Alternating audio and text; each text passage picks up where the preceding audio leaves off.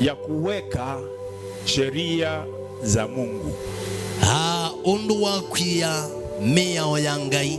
Unajua pasipo utiifu ni wisiba tena wiwi. Ni ngumu sana kwa mtu kuweka sheria za Mungu.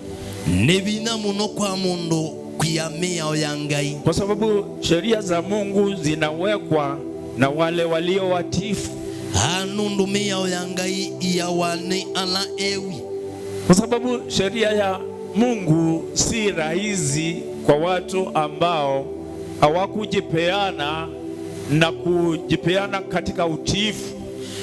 Nundu mea oyangai ndi laisi na kwa alama tenenganite kwa wiwi. Unajua sisi kama Wakristo tunatakiwa kuwa watiifu. Niwisi idhita Kristo tuendekati idhiti ewi. Unajua usipokuwa mtiifu hata kama ni mtoto kwa mzazi wake, niwisi walia kwitha we mwewi onedhani kana kwa musei wako, ama mtu kwa kiongozi wake, kana mundu kwa mutongoi wake, itakuwa ni ngumu sana kumpendeza. Ikedha jipina muno kumwendesi. Unampendeza mtu unapokuwa mtiifu kwake. Wende yasia mundu wedha we mwiwi kwake. Mke anapokuwa mtiifu kwa mume wake, ila kibeti chedha kikiwi kwa muse wake, mume anapendezwa na huyo mke. Mutumia ni wende ya wani kibeti tu. Anaweza kuwa hana sura nzuri, Nuto naondia atewa kuendesia. Anaweza kuwa kwa kumwangalia fali vizuri, kwa kumusisi akedha tekianes, lakini kwa kufaa ilo fazi la utiifu, ini kwa kuikiangua ya wiwi, linamfanya apendeze kwa mume wake. Ituma endesia medhoni mamuse wake. Kuna wakati tunapokaa katika ulimwengu huu, vema vindatika la iuluandhiri, na Mungu akiwa mbinguni, nangai eyuluituni, sisi wale walio wake, hivi alatemake, anaangalia utiifu wetu unakosekana. Haisisia wiwi witu uta, kwa sababu kila tunapohubiriwa, anundu oibinda yonga tutabawa, kama kila tunapoambiwa neno la Mungu, anebinda yonga tutabawa ndeto yanga, tunalisoma na kuliacha mahali tuliposomewa.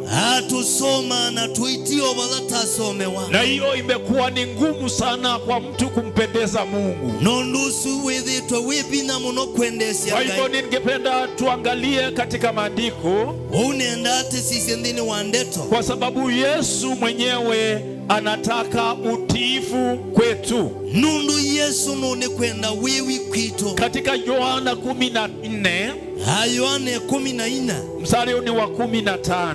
Yohana 14 mudhia we 15. Nataka tuende zote mahali pale tuweze kusoma hayo maandiko. Nienda hivyo ndeto dhiba una tuisoma. Yohana kifungu cha 14. Yohana kilungu cha 14. Mstari ni wa 15. Mudhia we 15. Nataka tusomewe hayo maandiko. Maandiko asu nienda tukamasome. Na maandiko measeta Ethi wani munbendete muka kwata miyao yakwa. Ethi wani munbendete, kama mnanipenda muka kwata miyao yakwa, mtazishika amri zangu. Sisi kila wakati hivi kila ibinda tunadai kwamba tunampenda Yesu. Twasiaka nani tumwendete Yesu. Naye Yesu, kwa sababu Biblia inasema ndiye aliyetangulia kutupenda kwanza, na nundu maandiko measia ni wawambelele kutwenda. Kwa upande wake kwa kweli anatupenda, ngalikoni yake wopi unutwendete. Lakini sisi wakati mwingine unafika tunakosa ule upendo kwa Yesu. Hindi mabindangi kwitu nitubika tukasya wendo kwa Yesu, kwa sababu ya kutokutii, anundu wakulea kwiwa. Lakini Yesu hapa anasema, Indi Yesu easia, ikiwa mnanipenda, yethi wani mumbendete tatii sheria zangu. mukakwata mioyo yakwa. Hakuna anayempenda Yesu Vati mundu mwendete Yesu na anakataa kutii sheria za Yesu. nanulea kukwata mioyo ya Katika Yesu. kile kitendo cha kutokushika sheria zake, Andini wa kiko takulea ukwata mioyo yake. hiyo inadhihirisha kwamba hauna upendo kwa Yesu. Uwikitha siekana ndwina wendo kwa Yesu. Hivyo ndivyo maandiko yanavyomaanisha. Uno wendeto inene. Yesu anasema kwetu, Yesu easia kwitu kama tunampenda yethi wani tumwendete tutazishika sheria zake, tukakwata mioyo yake. na hiyo ndiyo mpango wake. No niwo mubango wake. Na nimesema ya kwamba Yesu anahitaji utiifu kutoka kwetu, Nasia kana Yesu enda wiwi kumabalatoi. na tusipomtii Yesu Na twalea kumwiwa Yesu basi itakuwa kwamba hatukumpenda, ikethi wakana tuimwendete. kwa sababu wale wanaomtii Yesu Nani kwitha alama mwiwa Yesu wanashika sheria zake. ni makwata mioyo Kwa yake. mfano, Yesu anasema Kwangelekanyo Yesu easia katika mambo tunayoyafanya maunduni anatemeka tumweke yeye mbele. nitumuyembe Kuna wengine ambao hawajamweka Yesu mbele, ve ange matamu ya Yesu mbe. wana mambo yao yaliyo muhimu sana kuliko kumpenda Yesu. Mena maundumo mawata muno kwi Yesu. Wana mambo yao ya maana sana kuliko kumtii Yesu. Mena maundumo mawata muno kwi kumwiwa Yesu. Unaposema tunampenda Yesu, lazima tuelewe ya kwamba Vila tukwatani twendete Yesu mubakate lazima tuingie katika sheria zake. mubako tulikemia oni yake. Lazima tujue yeye anataka nini. Mubakati mane we endata. Lazima tujue yeye amesema nini juu yetu. Mubakati mane aiti hata yulu waiti. Kwa hivyo kumpenda Yesu ni kushika sheria zake. Waukumwenda Yesu ni kukwata mia yake. Katika Yohana hiyo 15 ibukuni ya Yohana kilungute 15 mstari ni wa 10 mpaka 17. mudhiani we 10 kubike 11. Yohana 15 Yohana 15 mstari ni wa 10 wambia mudhiani we 10 mpaka 15. kubika mudhia we 15. Hebu tusome hapo. Maandiko measeta hethi wani mukwata mioyo yakwa mukekala wendoni wakwa oundu nyeni kwata mioyo ya asa wakwa nani kala wendoni wake. Hebu simamia hapo. Hebu urudie mstari wa 10. Mudhiani we 10 wiaseta hethi wani mukwata mioyo yakwa mukekala wendoni wakwa oundu nyeni kwata mioyo ya asa wakwa nani kala wendoni wake. Ikiwa tunashika sheria zake, Hedhani tukwata mioyo yake. yoyote anayeshika sheria za Yesu Wonde ukwata mioyo ya Yesu. anakaa katika upendo wa Yesu.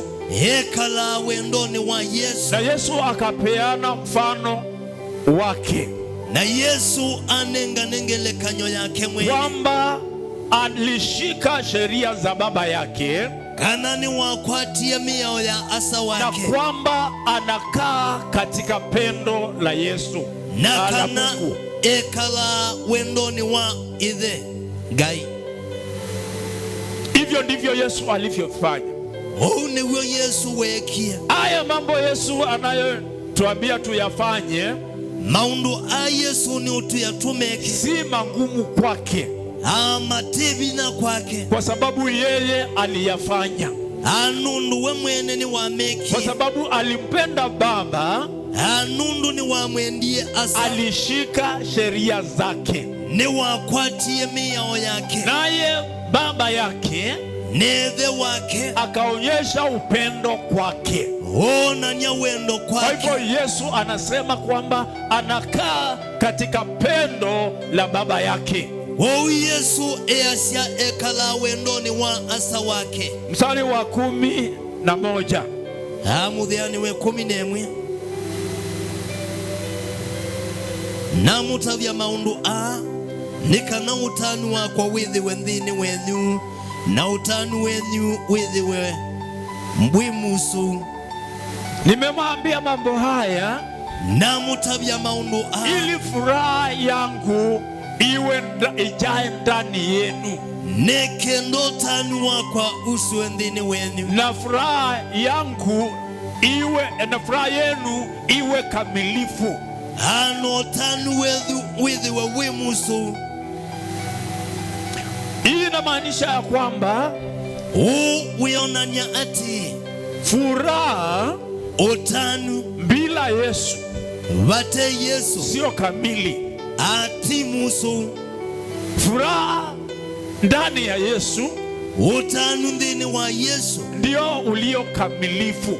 niwo muyanu musu. Kwa wale mnaotafuta furaha kwa alamu kumanga utanu katika ulimwengu huu, iulu wa nthinu, unaweza ukapata furaha tona ukwata utanu, lakini furaha bila Yesu si kamilifu. indi utanu vate Yesu timu yaniu. Watu wamejaribu kufurahia mambo, ni matata kutani ya maundu. anaweza kukwambia sasa mahali niko ndipo palipo salama, tona ukuyajubalani ni baba ya umugu. lakini nataka kusema mahali ulipo bila Yesu si salama. Indi ni yasekana bala webate Yesu batemu. Lakini Yesu akawaambia ili furaha yenu iwe kamilifu, indi Yesu asiane kenda wendo weni with the wimu yani, lazima mfanye mambo haya.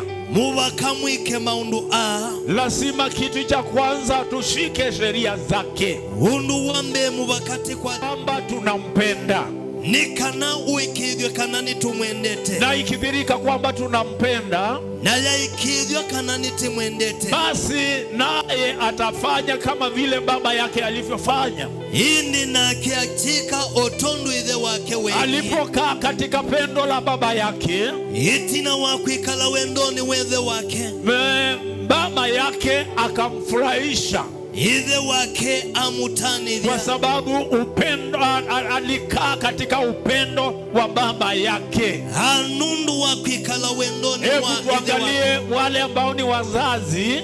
Katusisi alane Unapomchukua mtoto wako vila wosa mwana wako na kumweka katika mikono yako, no kimwiki ya moko ni yani mtoto anafurahia kuwa katika mikono ya mzazi wake. kana ni katani akwidha moko ni musiai wake. Hata ndio sababu unaona hata mzazi akimtufa, nisio kitumi wonona musiai akadhasya, ataendelea na kucheka, withio kaitheka, hataona hatari, nde katona kwa mbanga, sababu ako mikononi iliyo salama. nunu eusubioni Hivyo ndivyo ilivyo kwetu niwe kuile kwitu, tunapompenda Mungu vila twamwenda ngai, na tunadhihirisha kwa kutii sheria zake, na tukikithya kwa kukwata mioyo yake, basi upendo wake unakuwa kwetu ukamilifu. wendo wake kutithi wa wimu Hapo tunafurahia kuwa ndani ya Yesu.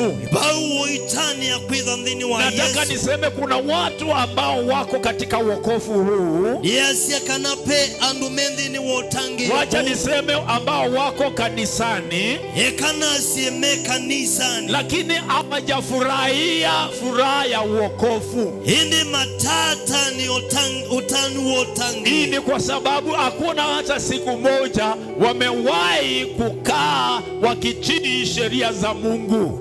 Akitumi ni kwitha mata batimu thenonomwe ikala maikwata mioyo ya ngai. Ushauri wa Yesu kwetu ni kwamba utao wa Yesu kwitu nikana tukae katika pendo lake, twikale iwendoni wake, naye ataweza kukamilisha tunachohitaji kwake. na akiakianisya kila tukwenda kwake. Mstari wa 12, Muthiani we 12, Maandiko mayasi ta o ni we mwiya wakwa nikana mwendane inyu kwa inyi oundu na mwendie. Basi moja katika sheria za Yesu, umwe katika miao ya Yesu, ni sisi tupendane.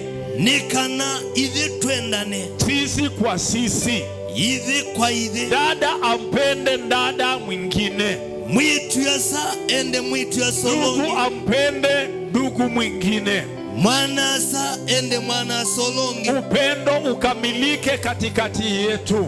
Wendo uya ni wendhini waitu. Tuondoe uadui katikati yetu.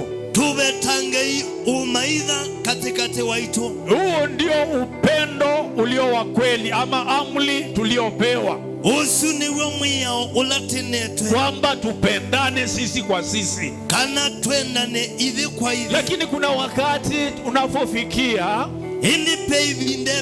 unakuta ndugu ampendi ndugu mwingine, ukezi ya mwana asande kwenda mwana, ama dada ampendi ndugu, kana mwitu asande kwenda mwana. Hii ni kwa sababu ya tofauti za kidunia tu. Anondo waiba bukanyo chandi. Unajua, tukiwa katika ulimwengu huu ni wisiti iuluandhinu, tusipochunga hatutaweza kuona ule upendo wa Baba. Hatuikona wendola wa Yesu aliona upendo wa Baba yake. Yesu onie wendo wa kwa sababu alijiweka katika huo upendo. Nundu wa kwilikalia wendo akatii sheria za Baba yake. Akwatamia oya idhe wake. Vile alivyoambiwa afanye akafanya. Onduwe ayawani eke aeka. Naye Yesu kwa sababu aliona risoti. Na nundu Yesu wakono sungio. Ya kwale aliyoyafanya yote yalitokeza nini? Yuluwa maunduonde alawekie maumilile na chao. Basi anatushauri kwamba hindi etutaati, tupendane sisi kwa sisi. Nitwendane idhi kwa idhi. Kama kuna mtu unayemchukia, hedhi wape mundu umenete. Hii inamaanisha ya kwamba haumpendi Yesu. Uni wona nyewaka na ndwendete Yesu. Kwa sababu moja ya sheria tunazoambiwa tusishike, nundu mwikatika miyo ila tukwiwa ni kupendana sisi kwa sisi. Ni kwendana idhi kwa idhi. Kwa hivyo unapompenda ndugu ama unapompenda dada, udhila wa mwenda mwana saka na mwitu, inamaanisha kwamba umeshika sheria za Mungu. Ni wona nyewaka na nukwatite miyo ya ngai. Mstari wa 13, Mudhiani we 13. Maandiko meyaseta vaimwe mundu wiwendo mwingi uvitukite wa mundu kia thayo wa kendi nundu wa ananae. Hakuna aliye na upendo mkuu kuliko huu. Vai mundu wiwendo unenevete ta kutoa maisha yake ama kutoa uhai wake, kumya thayo wake kwa ajili ya marafiki zake, nundu wa ananae. Yesu anaposema maneno haya, vila Yesu uniunena ndeto anamaanisha yasia ati wakati sisi tulipokuwa wenye dhambi, kana ila idhi twai enenai, sisi tulikuwa wenye dhambi. Idhi tutai enenai. Kabla hujaokoka ulikuwa mwenye dhambi. Utina tangiwa waimwenenai. Kabla sijaokoka nilikuwa mwenye dhambi. Ndina tangiwa na imwenenai. Huo wakati ebindane yu tulipokuwa wenye dhambi, ila twai enenai, Yesu alijitoa mwenyewe. Yesu ni weyumisie mwene, akasema nitakufa kwa ajili ya hawa wenye dhambi. Asia ningu kwa nundu wa enenai. Na hapa atuiti wenye dhambi, na vande kutuita enenai, anatuita marafiki. Tuita ananai. Yesu alikuita rafiki. Yesu akuitie munana wakati ulipokuwa mwenye dhambi.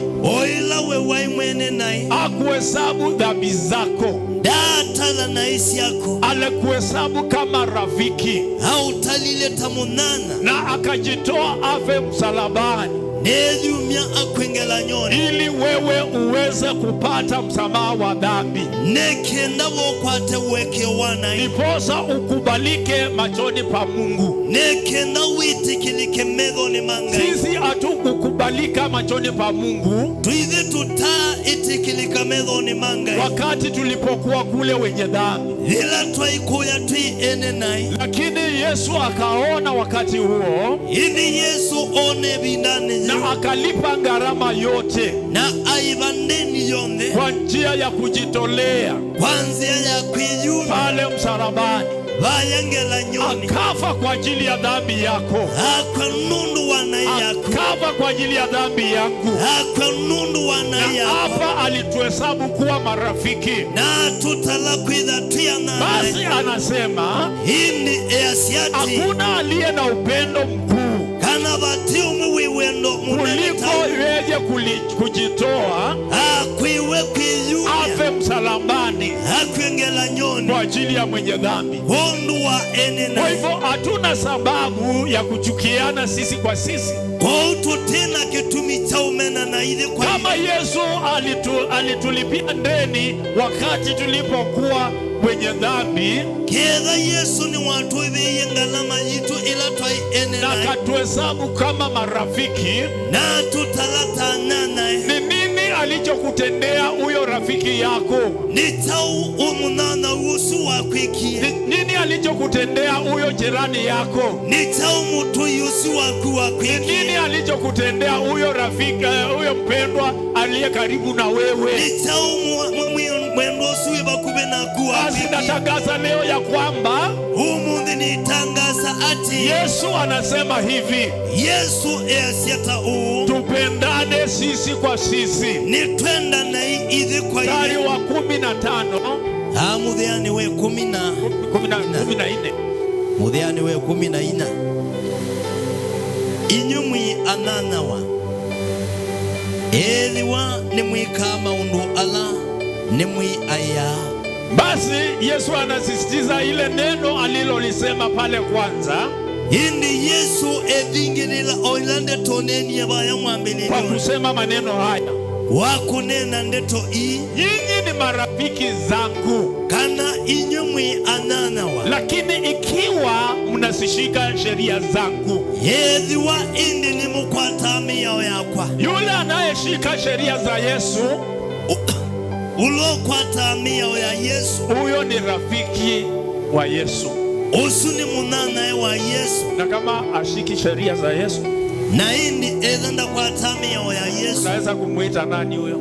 tutona umutweta chao Amekuwa adui, ni mumaidha, si ni kweli? ni mumaidha. Na hebu tuulizane hapa, Eka tukula nyeba ni wangapi ambao ni maadui wa Yesu? nimeanata ne ndosi ya Yesu Si ni wengi? Kwa sababu tunachukiana. ti aingi ni kwitha ni tumena na Maybe umewahi kusema na jirani yako ama rafiki yako ukamwambia, anuto na idha wane niye na mutui waku kana munana wa mwia usiwahi kuongea na mimi hata siku moja. nduka nenye mudhenonomwe, Usiwahi kuongea na mimi. nduka nenye Si kuna watu wamesema hiyo? kuya ndumane Hata huenda ni yuzi, wananitoneka ikitha neiso na ulimwambia mtu kwamba usiongee na mimi hata siku moja. na ni weye mundu nduka nenye mudhenonomwe. Basi kama umeongea maneno kama hayo, Edha ni wanenye ndeto sia mudhembosu, ujue ya kwamba umekaidi sheria za Mungu. umanekana ni watu lilemea oyangai. Yesu anasema tupendane, Yesu easia ni twendane au kinyume na maandiko. ou ndukuosana na ndeto. Mstari wa 15, Mudhiani we 15 maandiko measiata kuma yu ndio mwita ngombo ingi nundu ngombo ndi mana undu bwana wayo wika indi inywe ni mwita ananawa nundu maundu onde alan newie kwa asa nimo namu manithitie nimo manithitie. Basi Yesu anasema, Yesu easia kutoka leo akuma umundi sisi ithe naitwa nini, sio watumwa tena. Unajua mimi nimewahi kuchunguza vile Yesu anavyofanya mambo. Aninda tite kusisia undu Yesu wikama. Angalia hapa, unapofanya dhambi unamkosea Yesu. Asisia ba elokwika na iwe ya wibete cha Yesu. Alafu Yesu anasema, na indi Yesu easia mimi na kuhesabu kama rafiki, nyengutala tamunanawa, na sikuiti mtumwa. Na ndio kuita ngombo, kwa sababu mtumwa ajui mambo ya bwana wake. Hanundu ngombo ndi mama kwenda maundu ma bwana wayo. Unajua kama uko hapa na uko na mfanyakazi, ni wisi edha wibana we na muthukumi, huyo ndio Biblia inayomwita mtumwa. Usu ni we maandiko meumwita ngombo katika nyakati hizo. Mabindani asu. Basi kama unamfanya kazi, indi edha nuthukuma, kama unamfanya kazi edha wina muthukumi, anajua mambo kufika kiwango fulani. Yesi maundu kubika bandu bana. Hakuna mtumwa anayeingia kwa bedroom. Bai ngombo ilika kwa we. Ama kuna mtu ambaye ameruhusu mtumwa ama mfanyakazi awe anaweza kwenda kwa bedroom. Kana be mundu witikilitie muthukumi alike na kuwe. Hakuna mtumwa anayejua bwana wake mali yake ni kiasi gani. Bai muthukumi wisi uko udhui wa mbosi yake wianata. Lakini indi mwana anaweza kutumwa kwa bedroom. Anuto na utumwa na kuwe. Si ni kweli? Ote wawo. Kwa sababu yeye ni mwana. Nundu we ni mwana, unaweza kumuita umkalishe chini. Anuto na umwita no kamwikaliandi, na umwambie nina mali fulani hapa, nina mali fulani hapa, na hii ni yetu, na hii ni yetu. Ukamwia nina sindu sia kwa ba, nina sindu sia kwa ba, na ini situ, na ini situ. Kwa sababu yeye ni mwana. Nundu we ni mwana. Hivyo ndivyo Yesu anavyotuhesabu. Oune we Yesu utotala, kwamba sisi ni wana katika nyumba yake. Kana hivi tuisiana nyumbani yake.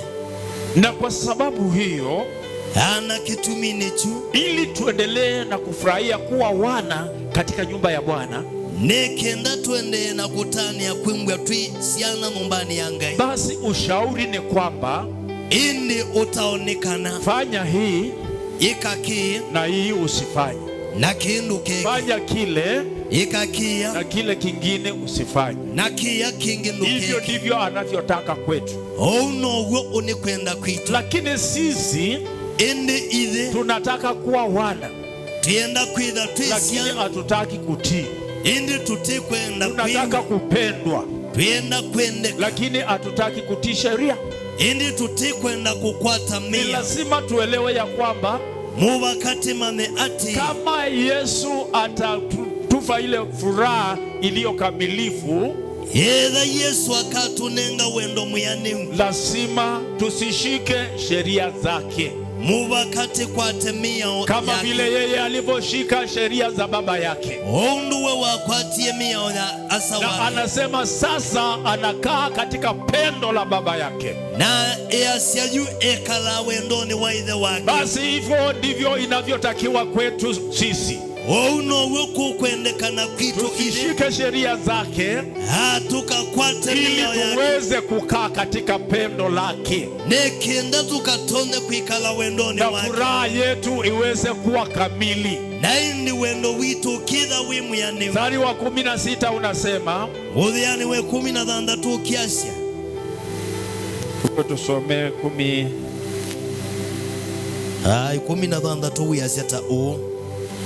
ti inyo manuvie ende ninye na munuvie na namuya nikana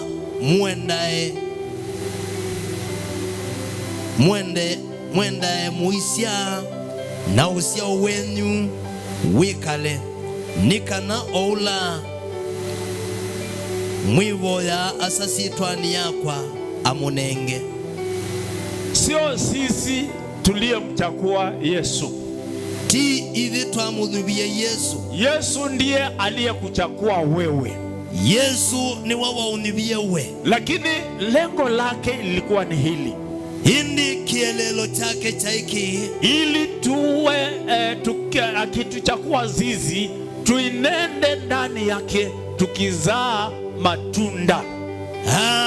Nikana tuenda ndini wake twino tuisia usiao. Matunda ambao ni ya kudumu.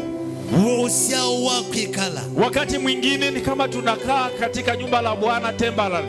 Ama bindangi nitatuika lo nyumbani yangai. Kwa wakati huu. Bindaji. Na wakati mwingine tuko mahali kwingine. Ne bindaji tukida kundukumu. Basi Yesu anasema kwetu hivi. Yesu yeye ndiye aliyetuchagua ili tuende tukizaa matunda ya kudumu. Anaposema kuzaa matunda, anamaanisha tuende katika yani anamaanisha matendo yetu.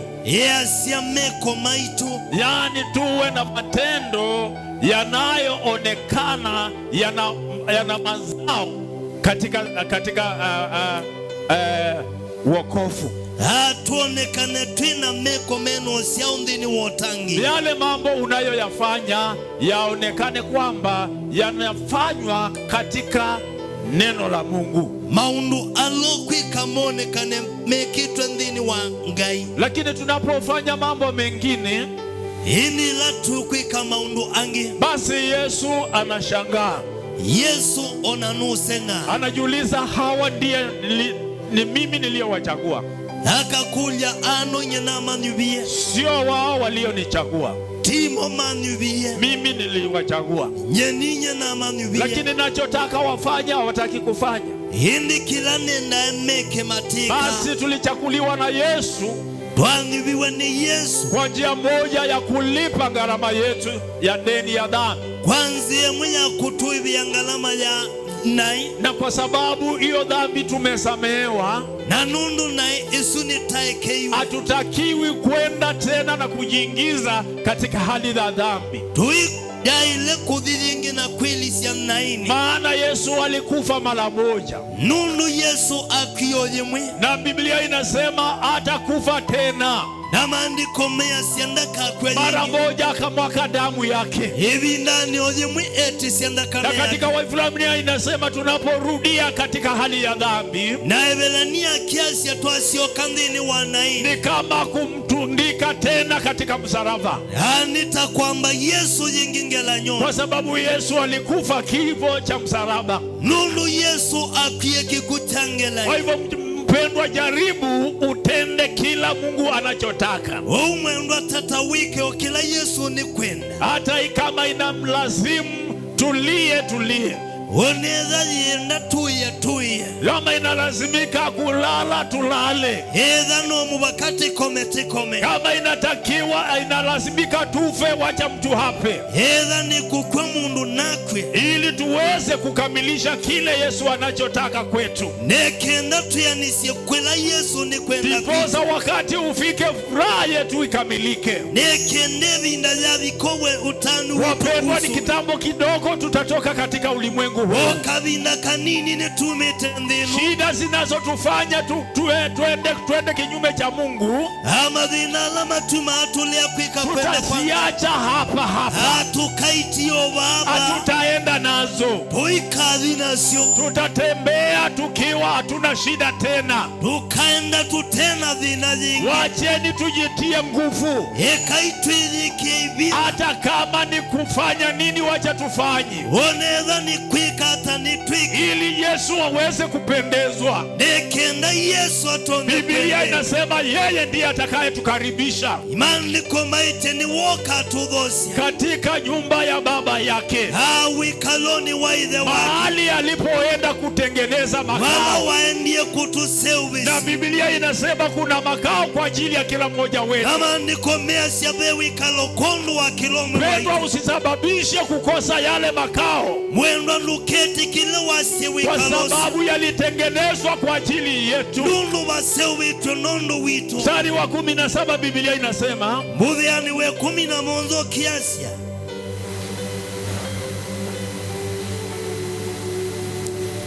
Maundu ningu mwiya iya nikana mwendane inyu kwa inywe. Yesu amerudia yale maneno. Yesu niwasiokelela ila ndeto. Mambo haya ninawaagiza maundu ni mwiya iya, ndiposa mpendane ninyi kwa ninyi. Yesu ni wametungele ile maita maingi. Kwa sababu tusipopendana, nundu talea kwendana. Biblia inauliza, maandiko mekulia, kama atupendani wale tunaonana, yeza tuikwendana ala tuonana. Kama aumpendi yule unayemuona, yeza ndwendete ulomuona, itakuwaje kumpenda Mungu ambaye au kumuona? Ukatonekana hata kwenda ngai ulota amuona. Kwa hivyo tunapopendana sisi kwa sisi, wila tuendana idhe kwa idhe, inasababisha Mungu afurahie. Nikituma ngai atana. Kwa sababu ni njia moja ya kujua ya kwamba kweli tunampenda Mungu. Nundu ninzie mwenye kuikona nyakuo nitumwendete ngai. Kwa sababu kila tunapopendana, nundu oila tuendana, hii ni kwamba tunashika sheria za Bwana. Unikana ni tu kwa tamia ya ngai. Basi nataka tuende katika kitabu kingine cha katika kifungu kingine cha Mathayo. Nienda tuende kilunguni kingi. Nataka turudi 13. Mathayo 13. Kifungu cha 7:13. Mathayo mwanza mudhiani we 13. Nataka tusome mstari miwili hapo. Nienda tusome mithia ilebau. Maandiko measiata wotai inyi ndini wa mbingilo ilandheke, nundu mbingilo ni ndhandhau, nanzia ni mbamu, ila ielete wanangikoni, nao ni aingi alama vote la mbingiloni Yesu. Basi mstari huu wa 13. Mudhiani usiwe 13. Yesu anasema tupitie. Yesu easiatobotele katika mlango ulio mwembamba. Mbingiloni ilandheke, maana njia ni pana, nundu mbingilo ni ndhandhau, inayoenda katika jehanamu, ila yendete wanangikoni, na hapo ndipo wengi wanaopitia. na wau ni ainge ni bomeselite, lakini njia iliyo nyembamba indika silakala kadheke, Biblia inasema imesuiliwa, maandiko measekana nikasie, na wale waionao ni wachache, na alama miona ni abudhu. Hebu tukomee hapo Kwa tunga mileba. Yesu anaposema kwamba tujibidiishe kuingia katika mlango ulio mwembamba, vila Yesu ni kwasia ni twithingise kwisila mbingi loni ilandeke. Hii ni kusema tuyakubali mambo tunayosikia kwamba ni magumu kwetu. Woni kwasia twitikilei maundu ala tukuwa mena vina kwitu, na hayo mambo ndiyo Mungu anayotaka.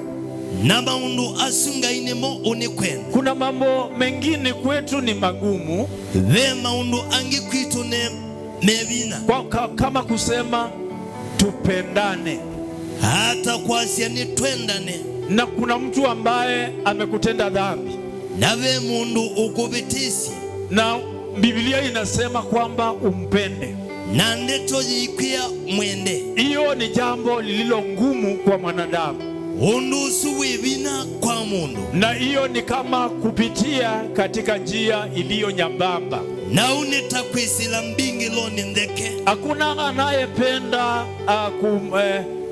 kumpenda yule ambaye alimkosea. Vai mundu wendete kwenda ulomu vitisi. Unapomkosea mtu anakuchukia, wavitisia mundu nukumena, ninakuwa ni ngumu sana kwake kumpenda, na witha wipina kwake kumwenda. lakini tunaporudi katika neno la Mungu, hindi tukande toni ya hivyo ndivyo Yesu anavyotaka tufanye, uniwe Yesu unikwenda tike, ili udhirike kwamba kweli unampenda Yesu, nekenda kuikidwe kana uo numwendete kwa Yesu, sababu hivyo ndivyo yeye alivyofanya nunu ouno wewe mwene wekie kwetu sisi, kwitu ile, kwa sababu alitupenda nunu ni watwendi wakati tulipokuwa wenye dhambi, oila twai enena hakuhesabu dhambi zetu, datala na isito. aliona upendo, akapitisha upendo wake kwanza. Haonie wendo na aikidya wendo wake mbe. Mstari wa 14, Mutheani we 14, maandiko measeta nundu mbingilo ni ndeke, nanzia ninziye ila ielete thayuni, nao ni avudhu alama miona. ndo kwa atwa kwa kaitunga melebo, wapendwa wacheni tukomea. mbingilo ni ndeke, njia ni nyembamba, na nzia ni nzie, na tena njia imezuiliwa ila iendete thayuni, inayoelekea uzimani. ndo nzia la iendete thayuni ni ndeke, Wapendwa, njia inayoelekea uzimani ni nyembamba, ingeiti yayo ni ndeke, malango yake ni nyembamba, nenzia ni nzie, tena njia imezuiliwa. tibandu uthandika ukamiona, Sio mahali unatokezea tu na unaiona, ni nzie, imezuiliwa, na niye yendete thayuni, na ndiyo inaelekea uzimani. na benzie ngitwasoma bawitina, Na hapo kuna njia ingine ambayo tumesoma, yewa ni mbao, imesemekana ya kwamba ni pana, embingilo yayo ni mbao, mlango wake ni pana, na njia yayo ni mbao, tena njia yake ni pana, na alama miona ani aingi, na wanaoiona ni wengi, na nimo mesila aba uingi, na wengi ndio wanapitia katika hiyo njia. ndeke Hii nyembamba nzie, imezuiliwa, na niyo tukwendeka twisile, na ndio tunatakiwa tuweze kupitia. imani shali Hii ni kumaanisha ya pemba kwamba undu withu kizia au kethia kuna mambo ambayo unayapata na unasikia la asha, lakini maundu asu, lakini hayo mambo no ngina witikilane namo, ni lazima ukubaliane nayo. etha nukwenda ulika usumbini wa Ngai, Kama unataka kuingia katika ufalme wa leo Mungu, tutamuiwa atwi moyo, kuna vitu ambavyo ni vitamu, pema undu wika au kewa nesa, kuna mambo ambayo unafanya unasikia pema undu vizuri, kwikala na ziage tindo ukewa kikiseo, kuna vikao ambao unakaa unasikia ni vizuri, na oba Biblia yikuya kitindo kithuku ni jana ngami, na maandiko yanasema ya kwamba kikao kimbaya kinaharibu mwenendo mzuri. Na pe mwikalilenge wikala na sia wina ndugethia wewe ni sawa. Kuna vikao ambao unakaa na watu unasikia ni sawa. Lakini Biblia yikuya utie sindu isu. Lakini maandiko yanakuambia wachane na hayo mambo. Nikenda uone ila njia pekee. Ili uweze kuona ile njia nyembamba. Kwa sababu imezuiliwa. Sikuonekania watu wengi. Haionekani na watu wengi. Sikuonekana watu makwete mambo mengi. Haionekani na watu wenye mambo mengi. Inaonekana ni mundu utakwetie maundu. Inaonekana na mtu ambaye ana mambo mengi. Witwetha wina maundu maingi. Msichana kama uko na mambo mengi. Mwanake wetha wina maundu maingi. Kijana kama uko na mambo mengi. Zenu ndwimiona. Njia hautaweza kuiona. Na waleo miona ndwimisila. Na ukikosa kuiona na waleo misila wisilelengi. Na ukikosa kuipitia utapitia ile ingine. Nono uweni kana tuishaloni. Kwa sababu kweli ni kwamba tuko safari. Na pale tunapo ya rivers. Hakuna kurudi nyuma. Bwana Yesu asifiwe. Yesu na ataiwe. Kwa wale ambao wanaendesha gari. Kwa alama twaangalie. Ukitoka town. Wauma town. Ukipita City Cabanas. Wabitaba City Cabanas. Hapo kuna barabara inaingia airport. Beba la balola uende kiwanzani cha ndege. Dereva wengi. Dereva mbingi. Akiteremka kwenda Mombasa. Azeete Mombasa. Ujipata ameenda na hiyo njia. Hivyo waingia na ukiingia katika hiyo njia. Wamina kubotela nzia. Hakuna reverse. Wayuko sioketi. Kwa sababu ukiingia. Nundu waminoli. Mpaka uende ndani. Kobiko mubakoli kendini. Hapo ndipo kuna njia ya kutoka. Wauno wabena umelo. Na siku moja tukaenda usiku tulikuwa na gari ya Isaia. Ana mudheno mutwadhi no tuko twina Isaia. Tulikuwa na ndugu mwingine anaitwa Patrick. Tena mwana wasongi wita wa Patrick. Nikasikia amesema hivi. Newe Asia atelema. Saa hiyo alikuwa ameingia kwenye hiyo njia. Wewe ya likile nziani Yesu. Unajua gari zinakufuata nyuma. Na indi ngali tina no imwati. Hakuna kurudi nyuma. Baiko sio kanetina. Ni kwenda mbele. Mubaka niko dhina. Siku hiyo ndio nikaingia airport. Modeno sina nikaka wanzani chande. Sikuwa na matarajio ya kuingia. Ndai na mubango wako kwa sababu ya kupita kwa kukosa njia. Nundu wa kwa sionzi. Ndobe vandu ubika. Wapendwa, kuna mahali utafika. Wimbie ndwichoke tina. Upate uwezi ukarudi nyuma. Na saani chathela. Na wakati umeyoyo. Na ndundungi wika. Na uwezi ukafanya jambo lingine. Ini nguya naasa. Nikitaka nijue kama ako serious nikamwambia kuja kwangu. Na ndendo manakana noni umaanisha na mwoke musi. Asubuhi. Kwasia. Akakuja. Na oga. Na akajaza na akachukuliwa. Na aususia na oso. Akuja kufanya interview. Nikienda moke kuika interview. Nikapitia hapa nikakuta watu wamejazana hapo. Na nese lava ya nedhia ando mauswani. Nikaangalia nikaona wale wengi si wajui. Na nasi si ya nedhia ainge mamondi mesi. Alafu nikakasa kuona huyo kijana. Na nedha ndenda none mwana kosu. Nikakosa kumuona. Na leo muona. Nikaenda pale sokoni. Na nambata sokoni. Nikakuta mama yake. Na nedhia na inyake. Nikamuuliza fulani alienda. Na mukulia nganyane uendi. Akaniambia kuenda. Ambia ndanathi. Mwangalia kwa pale kwa duka. Na musisia na namu idhi oba undukani. Sasa nikaenda nikamuita. Na namuita. Nikamuuliza ulifanya nini? Na mukulia ndiko wiki hata. Akaniambia kuna kitu nangojea. Ambia beo kindu netelete. Nikamwangalia tajaoga. Na namusisia nedhi anda dhambi. Hajafalia mavazi ambayo anaweza kuingia kwa watu. Ande kitengwa sia udhiandoni. Alafu nikamuuliza nini mbaya. Na mukulia ni chao kedhu. Kanyamaza. Na akilia. Karudi mahali alipokuwa. Na sio kabalona hii. Wasichana hapo kaniambia. Tumana iba umambia. Walimuuliza asubuhi. Mamukuli liye kwa asiana. Akasema maisha ni yake. Na asia maisha dhalio ne wake.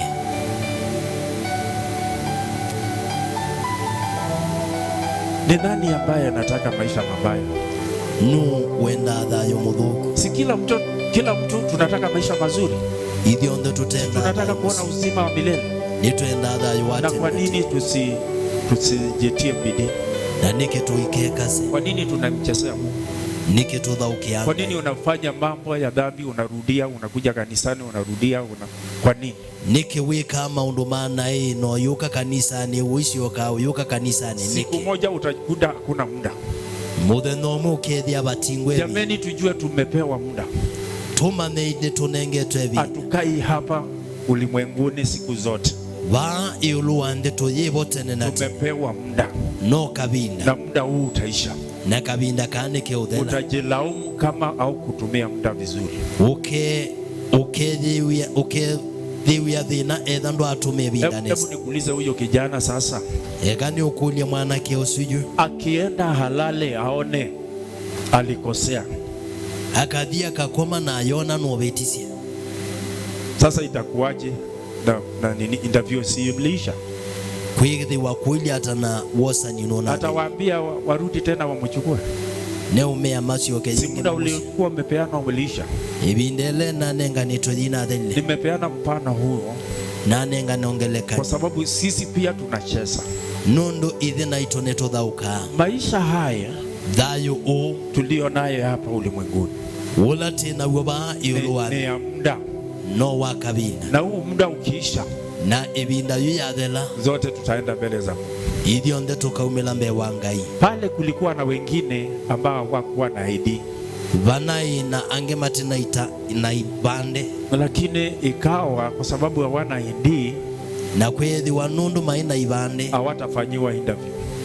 Bedha majitona uosa nyotosa no maioso. Kwa sababu hawana nini?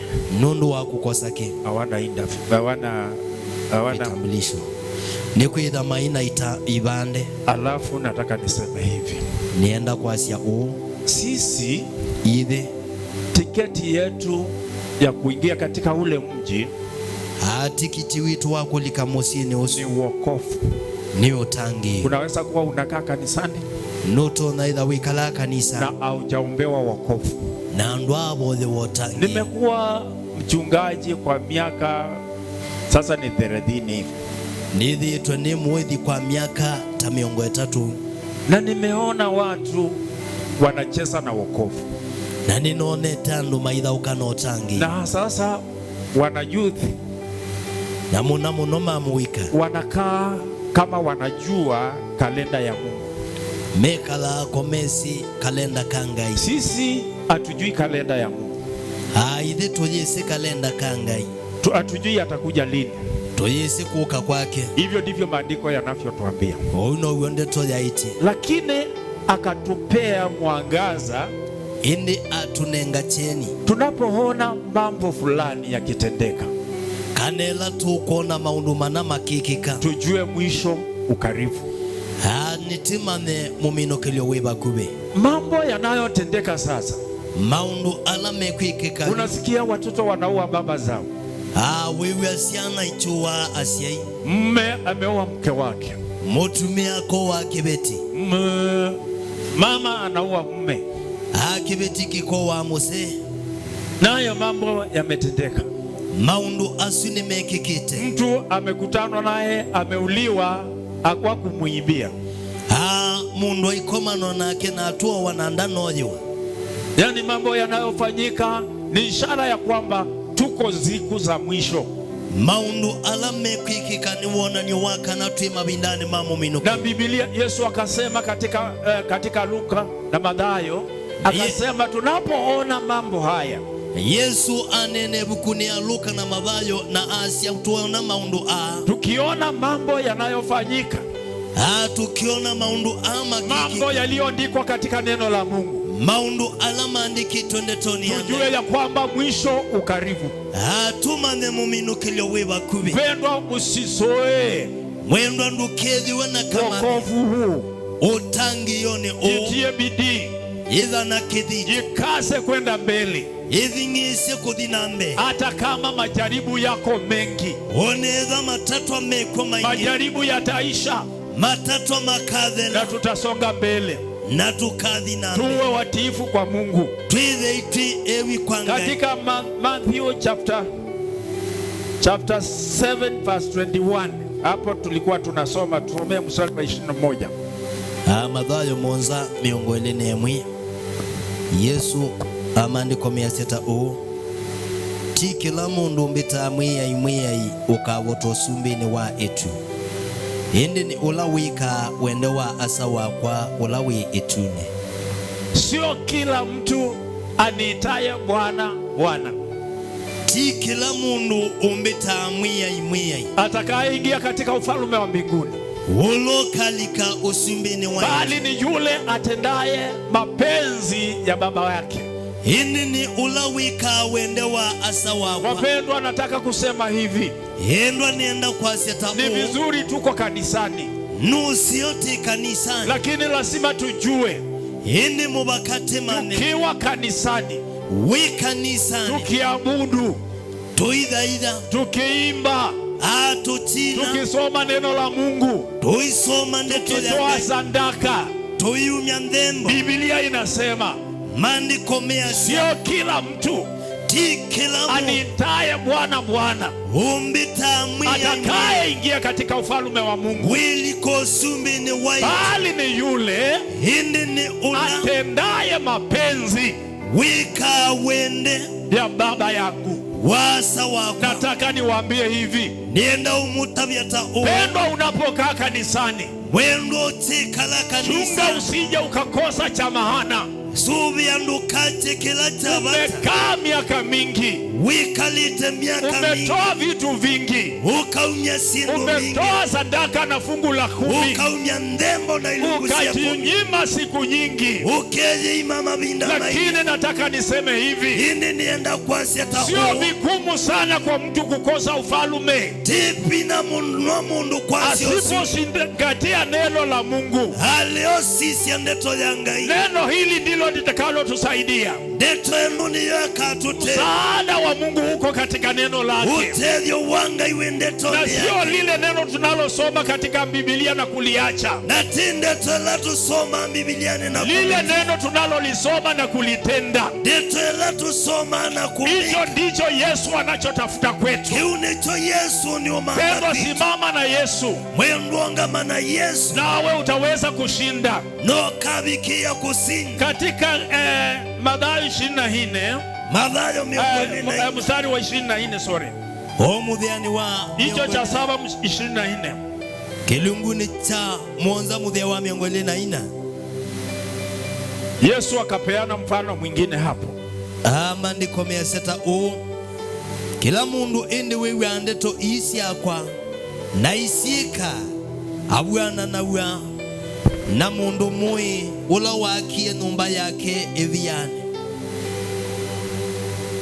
Kila anayesikia maneno haya, kila mundu wewe andeto na kuyatenda na kusika, anafananishwa na mtu aliye mwenye hekima.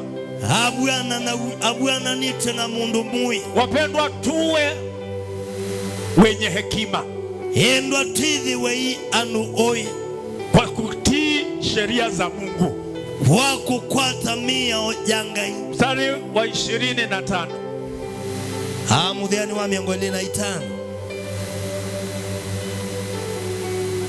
nambu ya yaua nambu sisioka na iseve siya utana siya kima numba esu endi numba esu na ndia valuka nundu wa mbililio wayo wakitwe iulu wa ivia. Huyo mtu aliyejenga juu ya mawe, mundu si wakie iulu wa ivia, alitafuta ni wapi nitakapojenga nyumba yangu.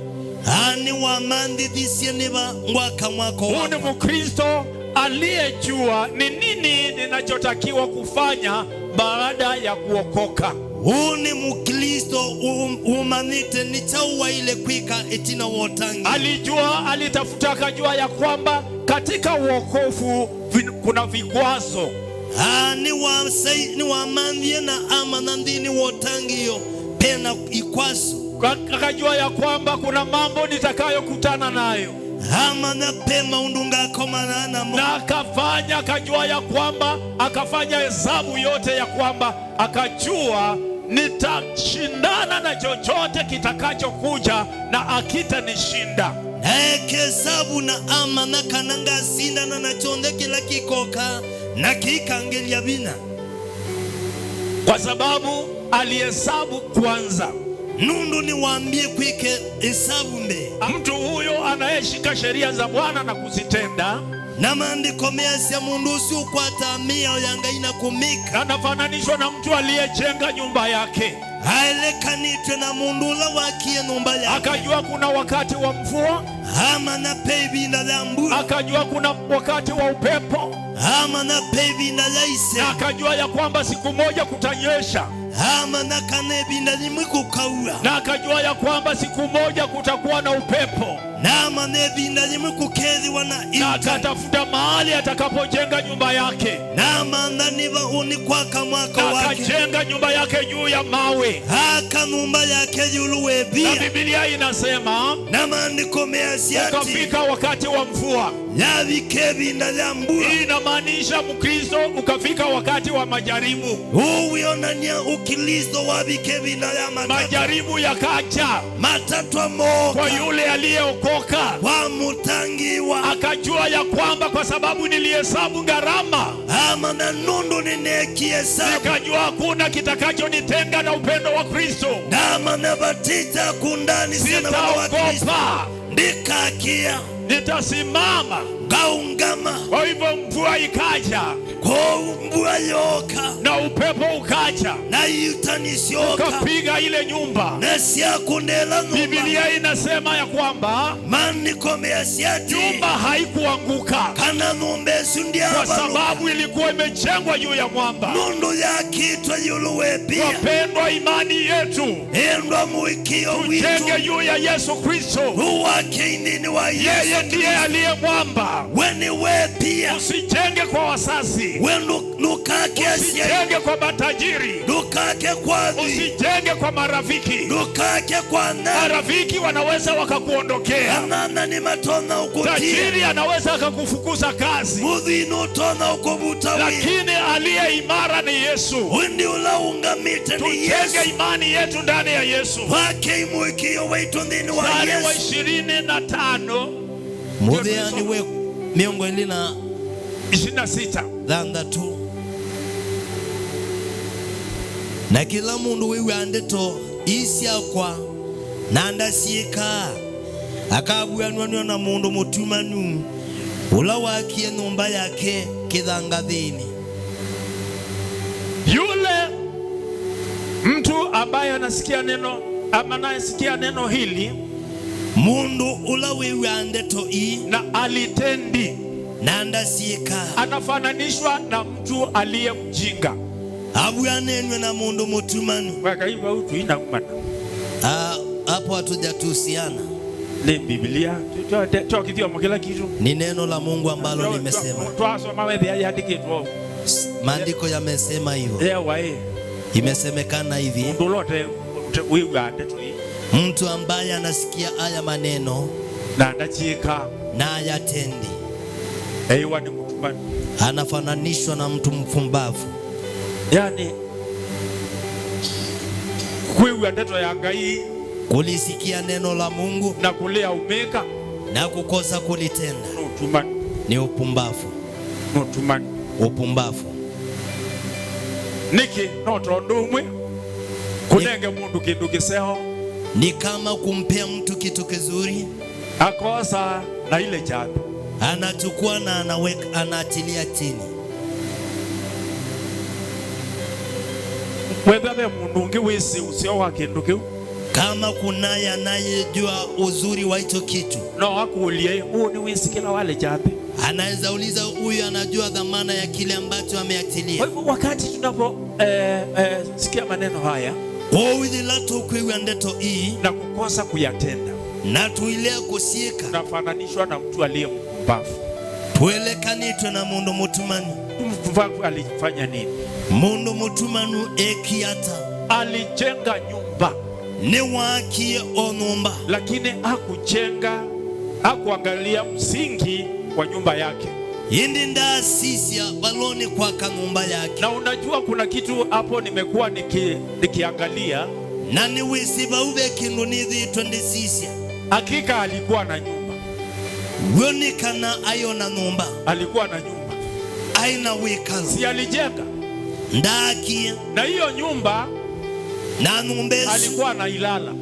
ni wa mikala, Hapo ndio alipokaa, nibo wekala, lakini haikuwa na shida na itaina dhina wakati alipokuwa anakaa kwenye hiyo nyumba. dhila wekala wikaloni, Lakini shida ikaja baadaye, indi dhina wesa kuketi wakati kuliponyesha, dhila kowie mvua ikaja pamoja na upepo. mbua yoka na iutani. Biblia inasema Maandiko measia hiyo nyumba ilipigwa, numbesu ni yakoniwe ikaanguka. na yawaluka, Na tena inaongezea kusema na kiasi kana kuanguka kwa hiyo nyumba kana kubaluka kwa numbesu kulikuwa ni kubwa. kwa ikunene Ilianguka ni yabalukile kwa sababu ya kujengwa juu ya mchanga. nundu wakwa kwa kedhangadhi Hakujenga msingi wa nyumba yake. da akamusingi wa nyumba yake. Wapendwa, hebu tuelezane, Endwe kaitweleanie tuseme hivi, na tuyasya tawo tusiwe wajinga, tuikedi wetu yatumani tushike ili neno tukwate inde twenu ili tufananishwe na mtu aliye mwenye hekima. nekenda tobwananywe na mundu mu Watu hapa ni wawili, hapa anu ni Eli, mwenye hekima mundu mui na asiye na hekima. na mutumanu Asiye na hekima mfumbavu, ulote no manyi mutumanu aliye mwerevu ula wino mani alitumia werevu wake hatumiye umanyi wake akajenga nyumba yake juu ya mwamba. haka numba yake yoluwevia Akaelewa kuna nyakati za kila aina. ama na pema vinda makilon. Bwana Yesu asifiwe. Wi Yesu nataiwe Sikuwa nataka kuhubiri, ndiye nda utabanya, lakini 27 hebu tusomee.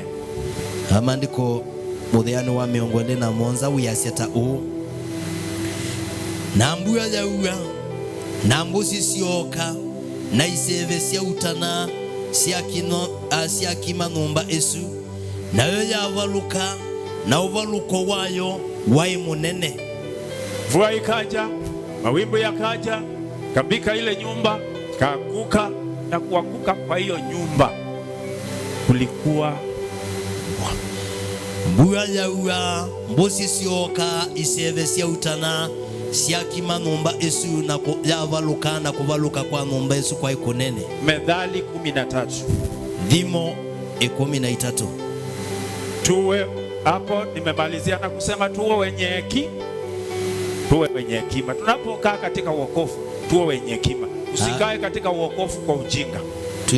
Tui kalotangione tuithiwe na umani tuike kalotangione na utumanu. Ujue hii ni nyumba.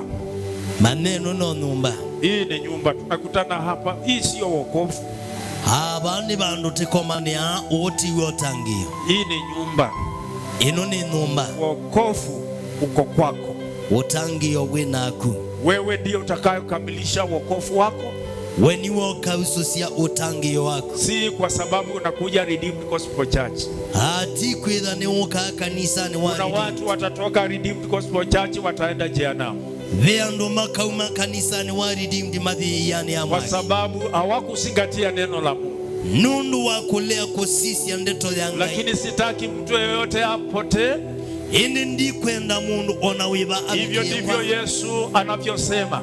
Ouniwe Yesu Hataki mtu yeyote apotee. de kwenda mundu ona wiba Bali anataka kila mmoja wetu afikie uzima wa milele. Indi enda kilomwe waitwa bikedhayo Kwa hivyo watele tumalizie na kusema tuwe waerevu. ni minu kiliana kwa setithi wetui Methali 13. Dhimo 13. Methali 13. Dhimo 13. Tupe haya maandiko. Mstari wa 13. Dhimo 13 mudhiani we 13.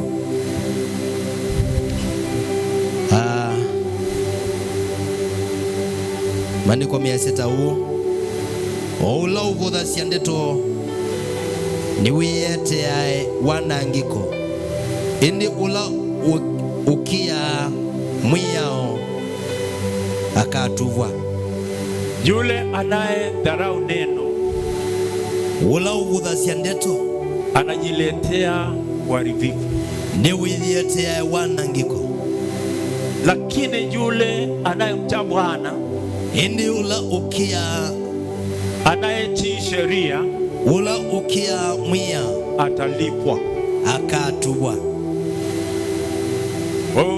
Uwe umedharau, Withi wabudhitie unajua ya kwamba unajiletea uharibifu, manaka na withiete wanangiko. lakini yule anayetii sheria, indi ula ukwata mwia atalipwa. akatubwa. Hivyo ndivyo maandiko yanavyosema. Ni wa maandiko mekwasi Katika Samueli, nitataja tu Samueli wa kwanza mlango wa 15. Samueli wa mbe kilunguni che 15. Hebu tusome tusipite hapo. Samueli wa mbe kilungu che 15. Kuja 15 mstari wa 22. Samueli wa mbe kilungu che 15 mstari wa 22. mutheane wa mihongo ile na ile. Hebu soma hapo. Maandiko meyaseta na Samueli amukulia Yehova nutania ndembo cia kuvivwa na ndembo cia kutonwa ta undu utania ukithukisia wasia wa Yehova sisia kwigwa ni kusio kutendembo na kwithukisia ni kusio kutema thunya mandu. Basi haya maneno ndeto hii ni Samueli alipoongea na Sauli. Ni Samueli wanena na siana Saulo. Saulo alitumwa ili amalize Amaleki kila kitu. Atumiwe akamine Amaleki na chonde kila chaiku. Hiyo ndio iliyokuwa sheria ya Mungu aliyopewa aende atimiza. Wone wa mwia wangai ulawe ayotwe akianisi. Lakini alipoenda akapanga mipango mingine. Indi la waendie edhi wana mawalanyo ange. Biblia inasema akaenda akachukua zingine na akaleta kaki akiwa hai. Maandiko measia adhi osa indo na osa musumbe edhai. Na alikuwa ameambiwa kwanza amalize mpaka kila kitu, asiache kitu kimoja katika hiyo sehemu. Na aitwe ni akamine sio ndenda katie kindu kidhayo kisione. Alipokuja kwa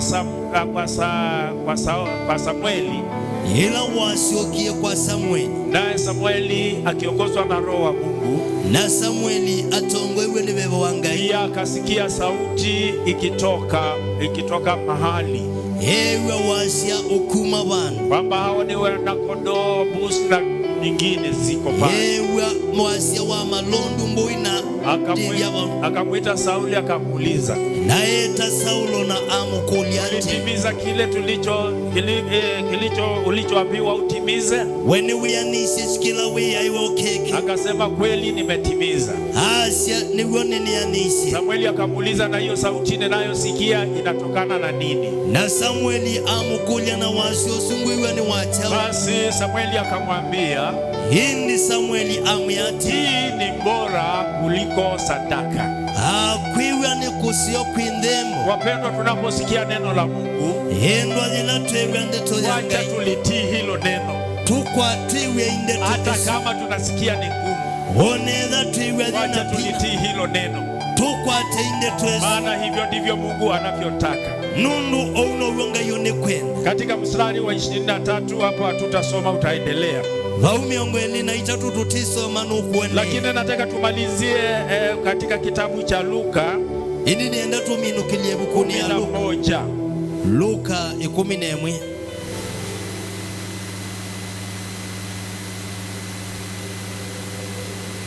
11:28.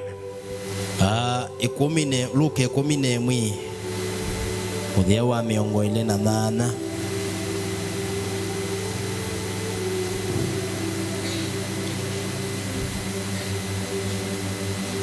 Nake asia indi ni athime mbe ala megua ndeto ya Ngai makimekwata.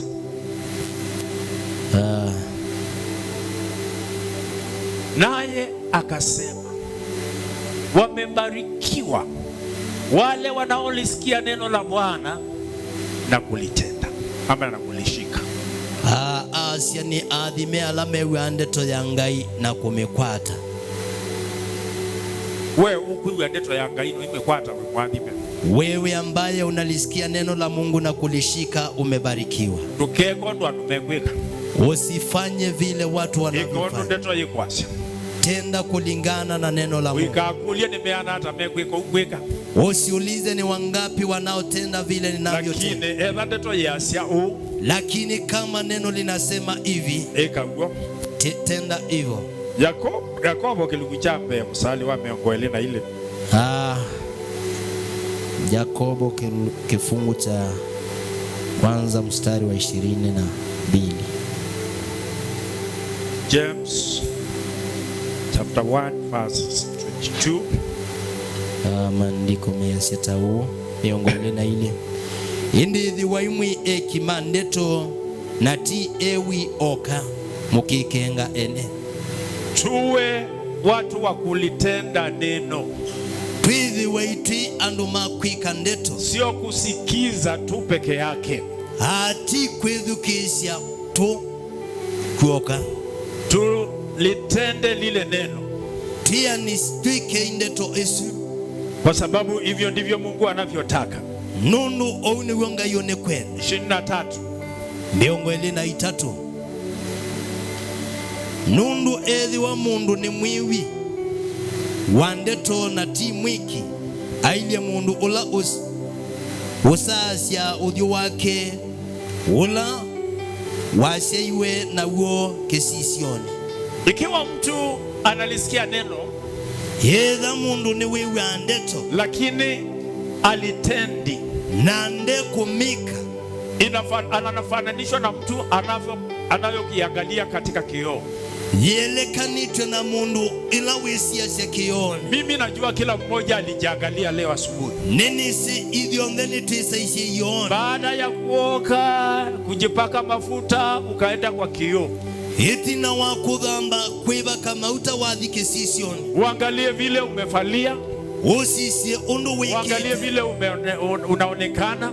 Usisie undu uili. Lakini wewe sasa nikuulize. Indi ye kangu kulia. Uliona unakaa namna gani? Wonia uili hata. Mbonia sulola wonia. Sasa niambie ile sura uliona ni gani? Unachokia kikioni. Lazima urudi kwenye kioo. Yule anayesikia neno ula wiwi andeto na alitendi nandamika, anafananishwa na mtu anayeangalia kwa kioo. Abu anenwe na mundu ula wisia sia kioo. Alafu anasahau vile alivyoona. Na indi achulwa nundu wiyonie. Mstari wa 24. Miongo ile na ina.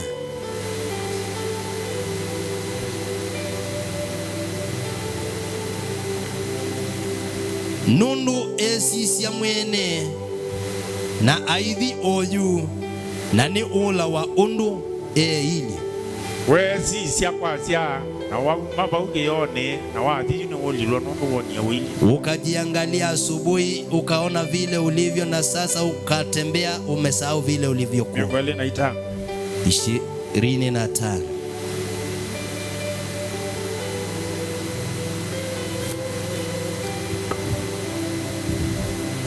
Maandiko meyaseta huu. Indi ulo sasya ndini wa mwiyao mwithianu na wio ni mwiyao wa uthasyo na ekalavo na akathiwa ti mwiwi.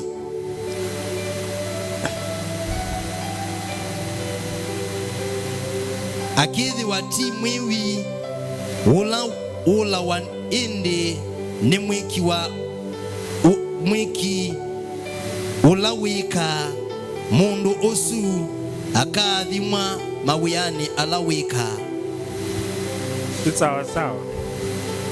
Whether we mwiwi kathimwa mawiyani ala wika hata Ukiwa mtiifu utabarikiwa katika zile kazi unazozifanya. Kazi chake wicha kele mstari umwe kusoma.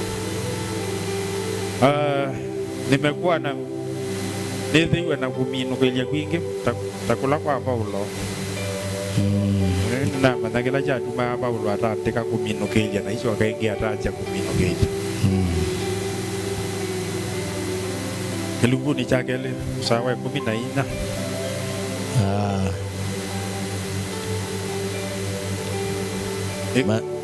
Some 14 ubikamiongelea la 3. Maandiko 6. Kuna kiao anasema kwa ethi wa mundu easia ena mwikio indi ndena meko mwikio usu nutona kumutangia ethi wa mwana asa kana mwitu asa ndena ngua na aiwe ni chauya na umwi wenyu aimea endai na uvo mukote mwaki na kuvuna indi muhimu na munenga sindu siavata siamwi kuna kiao ota umwikio ethi wandu imeko ni mukuna wo mundu nutona kwasya we wina mwikio na kwa nina meko mbonya mwikio waku utemeko na kwa ningu kuonya mwikio wakwa na meko makwa we witikila atingaini umwi wikanesa daimoni nasio nisietikila na kutetema indi ningwenda kumana we mundu wa mana kana mwikio utemeko ndwina usiao mpaka 26. Avalamu ithe waitu data lilwa ulungalu undu wa meko lila wathembie Isaka mwana wake kithembeoni nukuona undu mwikio watethisie na meko make kondu wa meko mwikio niwe aniwe na maandiko nimeaniwe alama maitie na avalamu niwe tikilile ngai na kwatalilo kwake ulungalu niwe etiwe munanae wa ngai nukuona undu mundu utalilawa ulungalu kondu wa meko na ti kondu wa mwikio wiwoka nata ou laavi jila ilwaya ndata lilwa ulungalu kondu wa meko amadhokia ala matumitwe na amaumalia madhi na nzia inge nundu otondu mwi ute na veva ni muku na otondu mwikio utemeko ni muku. Basi wapendwa, nataka kumaliza nikisema hivi. Endwa nenda uminukilia na kwa siatau wokovu wetu hauko katika maneno. Utangi wito ndwithini wa ndeto. Wokovu wetu uko katika matendo. Utangi wito windhini wa ndeto. Ndio sababu akasema kini sio kitumio ni kwasia imani mbonye mwikio na mwingine aonyeshe matendo. Nongi achona nyameko. Imani ni ngumu kuonekana pasipo matendo.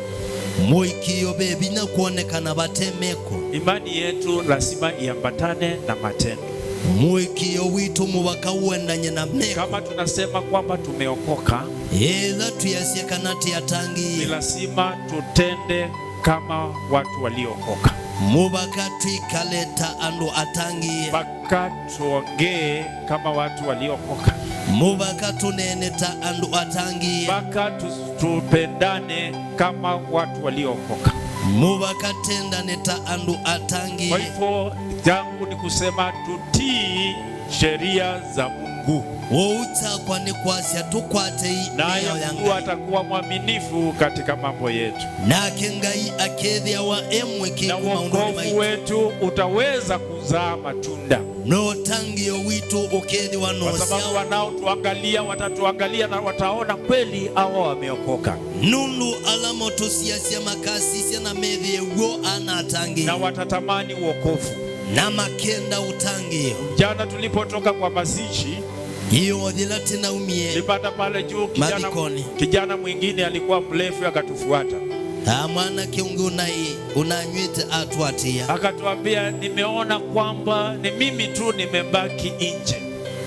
Siyajuni ninaona kana nonye ndiye alitenza. Akasema kweli nitaenda kanisani. Na siyagoni ngudhi kanisani. Unajua aliona matendo pale.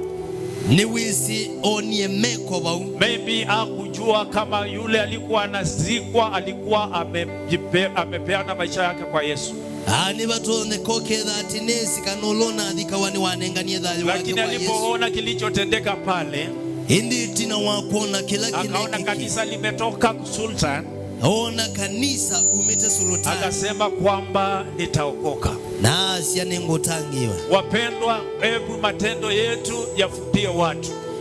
Endwa kaimeko maitu makusi ando. Tusije tukasema kwamba tumeokoka na huko watu wanalalamika. Tuikasi yetu yatangie na andu nome unyungunisi. Wanapotuangalia hawaoni wokovu wetu. Hila mekutusisi ya mateko no utangio. Wokovu wa kila moja na huonekane mahali anapoenda. Utangio wa kilomu huonekane kuonde kula uenda. Hiyo ndiyo itakayotusaidia kwenda mbele. Keuni sio kikatutedhesya kusonga na na kuhubiri injili na kutawa nyobo na watu waweze kuokoka kwa wingi. Nando makitangi wa kwa wingi. Nilikuwa nikiangalia katika Matendo ya Mitume. Hani na indisisi ya mekoma tumu. Wakati wapendwa walipokuwa wanakaa pamoja. Vila endwa mekalaba. Wakipendana. Mendanite. Wakishuhudia. Maikusia. Wakila chakula pamoja. Maisa ni abamwe. Kanisa, Biblia inasema kanisa liliongezeka kila siku. Maandiko measya kanisa waongeleka kila mudhena. Kwa sababu ya vile walivyoonekana. Nundu wondu monekana. Wapendwa, wacha tuonekane kwamba tumeokoka. Endo ekaituonekane ti kila mtu mahali halipo. Kila mundu kula uwe. Wokovu uweze kuonekana.